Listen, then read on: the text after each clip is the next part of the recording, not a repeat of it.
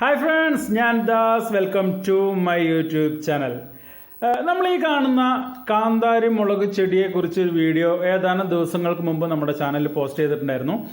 ഇതിൽ ഇങ്ങനെ നിറയെ കാന്താരി മുളക് പിടിച്ചു നിൽക്കാൻ വേണ്ടി നമ്മൾ എന്ത് സ്പെഷ്യൽ വളമാണ് ഈ ചെടിക്ക് കൊടുക്കുന്നത് എന്നുള്ളതാണ് ആ വീഡിയോയിൽ പരാമർശിച്ചിരുന്നത്. ഇന്ന് നമ്മൾ ഈ മുളക് ചെടിയിൽ നിന്നുള്ള എല്ലാ മുളകും പറിച്ചെടുക്കാൻ വേണ്ടി പോവുകയാണ്. എത്ര മുളക് കിട്ടും എന്നുള്ളത് നമുക്ക് നോക്കാം.